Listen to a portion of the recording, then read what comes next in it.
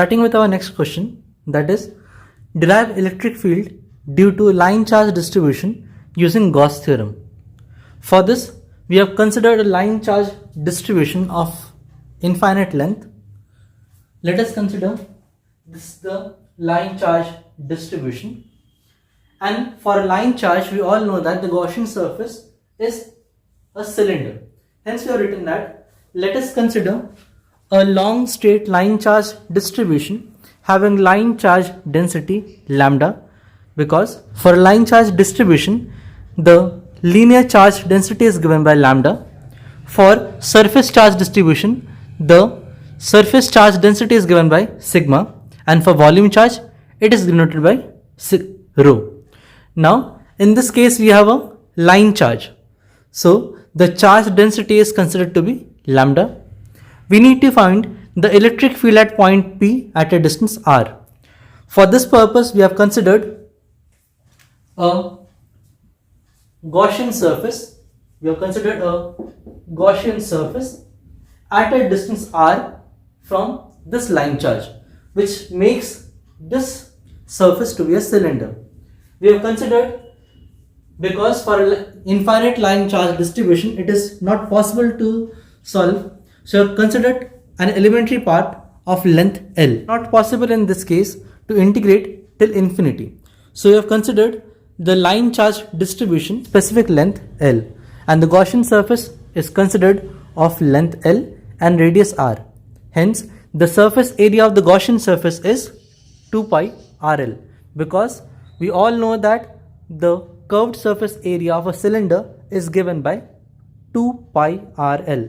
So, proceeding forward in the mathematical part, flux का जो formula होता है वो कितना होता है पहले वो देख लेते हैं. यहाँ पे we know that phi is equal to surface integration of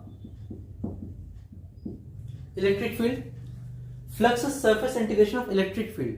Now, removing this dot sign, we need to write E ds cos theta.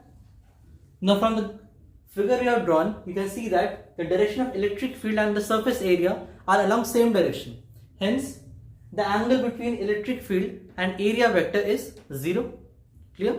So, we can write phi is equal to surface integration of E ds cos 0 degree, and the value of cos 0 is 1. So, we can write phi is equal to E ds. Now, in the last lecture videos, we have seen that in the Gaussian surface, the electric field at every point is same. In this Gaussian surface, the electric field at every point is same. So, we can say that for this integration, electric field is constant. If electric field is constant, then we can take it outside the integration. Now, on integrating the surface area ds, we get the complete curved surface area of the cylinder, and the complete curved surface area of cylinder is given by phi is equal to E into 2 pi RL, because the curved surface area of cylinder is 2 pi RL, and let this be equation number 1. From the definition of line charge density, that is lambda, we know that lambda is equal to total charge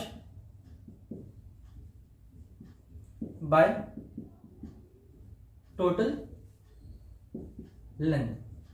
So, we can see that lambda equal to total charge by total length. Hence, we can write lambda equal to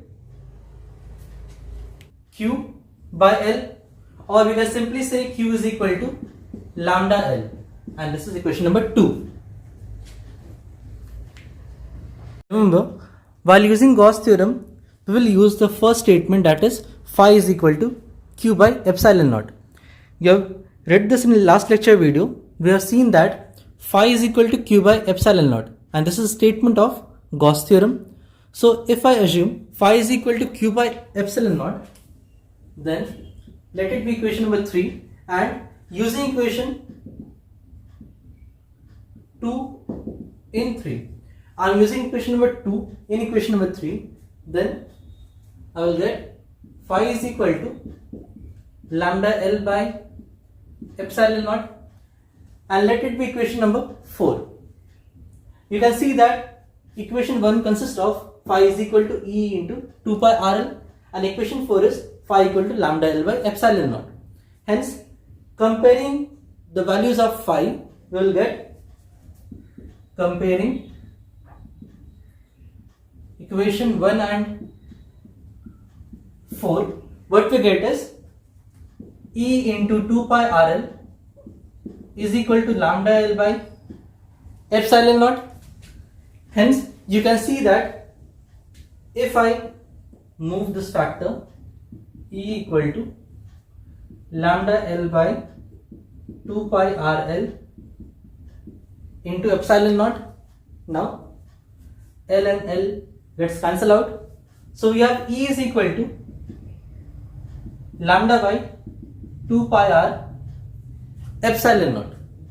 This is the expression for electric field for a line charge distribution, but in a better format we can write it as E equal to 1 by 2 pi epsilon naught lambda by R, or we can write E is equal to 1 by 2 pi epsilon naught into 2 divided by 2 lambda R. We are multiplying and dividing by 2, so we'll get E is equal to 1 by 4 pi epsilon naught into 2 lambda by R. So you can have any of these expressions as the final expression for electric field due to line charge distribution.